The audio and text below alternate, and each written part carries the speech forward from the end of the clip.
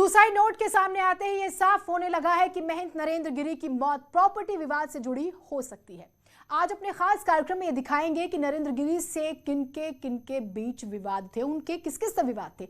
इसी पर जो है ये पूरी जांच गेम्स ऑफ बागंबरी गद्दी।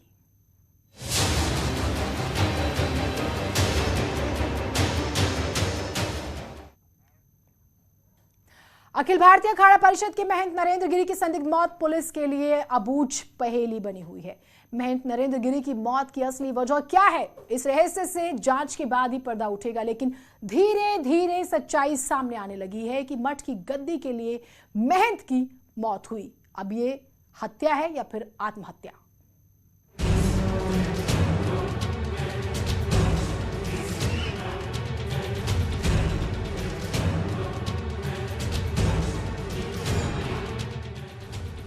अखाड़ा परिषद के अध्यक्ष महंत नरेंद्र गिरी की मौत की गुत्थी उलझती जा रही है। सुसाइड नोट के मुताबिक 3 लोगों से पुलिस की पूछताछ जारी है, जिसमें नरेंद्र गिरी के शिष्य आनंद गिरी, आद्या तिवारी, बड़े हनुमान मंदिर के पुजारी और संदीप तिवारी, आद्या तिवारी का बेटा, पुलिस की हिरासत में है। फिलहाल इन तीनों पर पुलिस की थ्योरी घूम रही है, लेकिन नरेंद्र गिरी के करीबियों का कहना है कि इसकी जाँच CBI से होनी चाहिए। उन्होंने कभी संबंध, रिश्ता, घर परिवार कोई मतलब हम लोग रखा नहीं कभी, और वो बहुत साहसी प्रवृत्ति थे, हरदम साहस ही देते रहे। कभी भी इस तरह की घटना में जैसे डायरेक्ट मतलब आत्महत्या कर ले वो कर ही नहीं सकते, सवाल ही नहीं होता। बहुत साहसी व्यक्ति थे।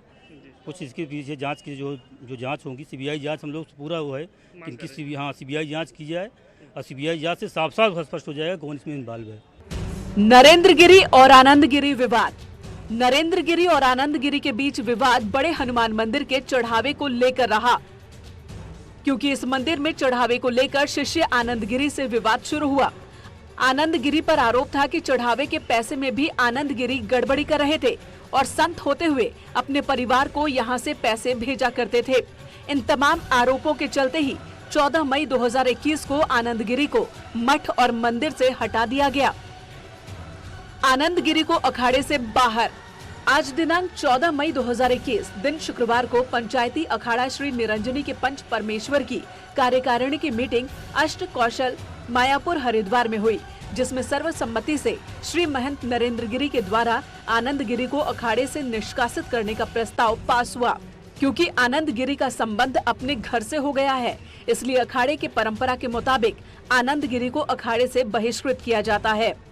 इसके बाद आनंद गिरी और गुरु नरेंद्र गिरी के बीच दूरियां बनती चली गई। मंदिर में भोग प्रसाद का काम पुजारी आद्या तिवारी के बेटे संदीप तिवारी करते थे। इस विवाद के बाद उन्हें भी हटा दिया गया था। आद्या और संदीप पर आरोप लगे कि ये लोग पैसे की हेराफेरी करते हैं। बाद में आनंद गिरी और नरेंद्र गिरी के बीच आजमगढ़ के रहने वाले सुशील मिश्रा के जरिए सुलह हुई, जिसके बाद आनंद गिरी ने माफी मांगी। आनंद गिरी का माफीनामा। आज दिनांक 26 मई 2021 को मेरे पूज्य गुरुदेव महंत नरेंद्र गिरी जी महाराज के साथ हुई बैठक में सभी प्रकार के विषयों पर चर्चा हुई। इसके बाद मैं आनंद गिरी अपने पूज्य गुरुदेव के संदर्भ में लगाए गए सभी आरोपों को वापस लेता हूं और गुरु शिष्य परंपरा को बनाए रखने हेतु भावावेश में मैंने जो गलती किया उसे वापस लेते हुए क्षमा मांगता हूँ। साथ ही अखाड़ा और पंच परमेश्वर से भी क्षमा प्रार्थी हूँ। और महंत नरेंद्र गिरी ने भी उन्हें लिखित रूप से माफ कर दिया। नरेंद्र गिरी का क्षमादान। मैं महंत नरेंद्र गिरी आज अपने शिष्य आनंद गिरी द्वारा किए गए सभी कृत्यों को माफी मांग लेने पर संत हृदय एवं गुरु परंपरा के उच्च मापदंडों के कारण माफ करता हूँ एवं आनंद गिरी को आगामी गुरु पूर्णिमा पर आश्रम में आकर गुरु की पूजा करने की इजाजत देता हूँ। साथ ही मेरे द्वारा लगाए गए सभी आरोपों को वापस लेता हूँ। लेकिन दूरियां अभी कम नहीं हुई। आनंद गिरी को वापस अखाड़े में नहीं लिया गया।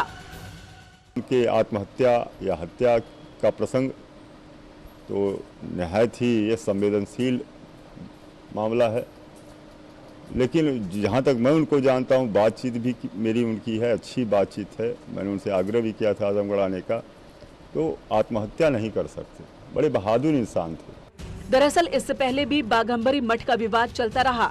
दरअसल नरेंद्र गिरी की मौत की गुत्थी बागंबरी मठ के अलावा बड़े हनुमान मंदिर की संपत्ति को लेकर भी है। जमीन को लेकर 2012 में SP विधायक से विवाद हुआ था। हंडिया के विधायक रहे महेश नारायण से विवाद हुआ। जमीन की खरीद फरोख्त को लेकर ये विवाद था। महंत जी ने उस वक्त एमएलए समेत 50 लोगों पर केस दर्ज करवाया। दूसरे पक्ष ने भी नरेंद्र गिरी और आनंद गिरी के खिलाफ केस दर्ज कराई। दरअसल तत्कालीन एमएलए पर आरोप था कि वो बिना पैसे दिए जमीन की रजिस्ट्री कराना चाहते थे। Bureau report, news 18।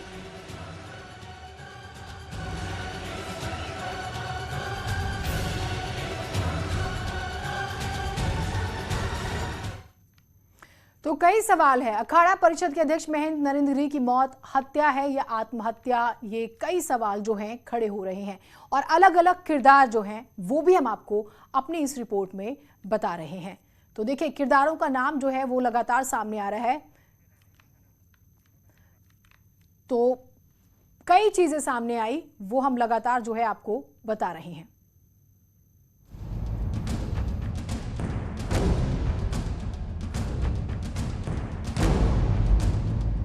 महंत नरेंद्र गिरी अखाड़ा परिषद के अध्यक्ष होने के साथ साथ बड़े अखाड़ों में से एक निरंजनी अखाड़े के सचिव भी थे।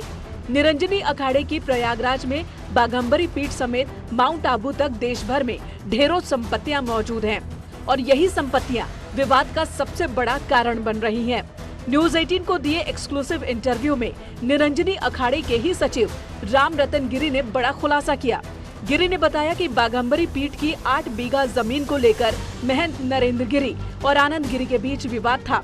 बाघंबरी पीठ की वसीयत भी नरेंद्र गिरी ने आनंद गिरी के नाम कर दी थी, जिसे बाद में उन्होंने रद्द कर दिया। इस बात को लेकर भी दोनों के बीच मनमुटाव था। जो उसके नाम वसीयत थी, ये छोटे महाराज के नाम से भी आनंद गिरी को मानते थे। पूरे बाघंबरी गद्दी इलाहाबाद में ये हो गया था कि महंत जी के बाद यही उत्तराधिकारी बनेंगे। उन्होंने वसीयत भी लिखी थी, लेकिन उन्होंने फिर 14 मई के बाद उन्होंने वसीयत कैंसिल कर दी थी। अच्छा, इन्होंने अखाड़े से माफी नहीं मांगी थी कि आनंद गिरी ने?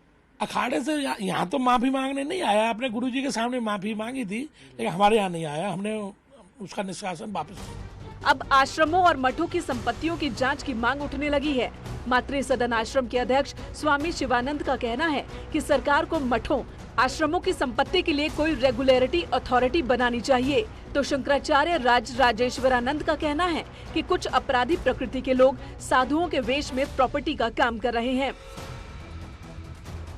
साधु वेश में कोई अपराधी हो तो ये काम कर सकते हैं, लेकिन साधु कभी नहीं होता।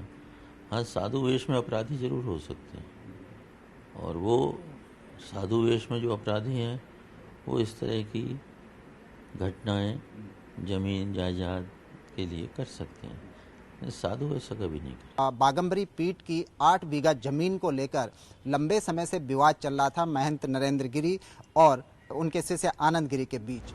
संत समाज में संपत्तियों का विवाद कोई नया मामला नहीं है, इसलिए नरेंद्र गिरी की मौत संपत्ति विवाद से भी जोड़कर देखा जा रहा है। हरिद्वार से पुलकित शुक्ला के साथ सुनील नवप्रभात की रिपोर्ट।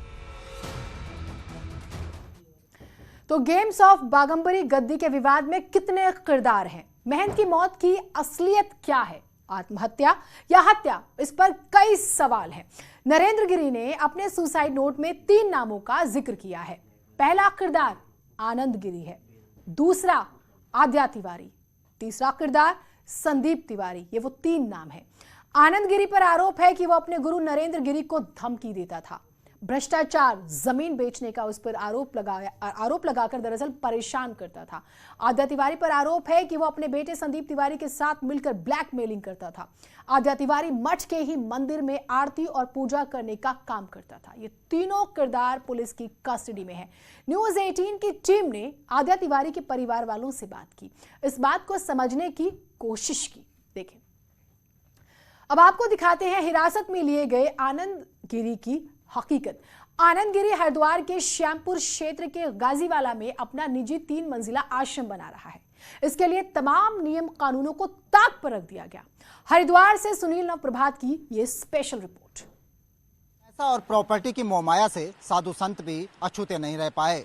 अखाड़ा परिषद के राष्ट्रीय अध्यक्ष महंत नरेंद्र गिरी और उनके शिष्य आनंद गिरी के बीच भी प्रॉपर्टी को लेकर लंबे समय से विवाद चल रहा था। अब हम आपको दिखाएंगे कि आनंद गिरी की वो प्रॉपर्टी जिसको देखकर आप भी हैरान रह जाएंगे। आनंद गिरी अखाड़ा परिषद के हरिद्वार और प्रयागराज स्थित आश्रमों में भी जाते थे, इसके बावजूद आनंद गिरी ने एक अपना निजी आश्रम का काम शुरू किया है। ये वही आश्रम है जिससे सोमवार रात आनंद गिरी को यूपी पुलिस के द्वारा हिरासत में लिया गया। अब आप देखिए कि इस आश्रम के निर्माण में किस तरह से नियमों की धज्जियां उड़ाई जा रही हैं।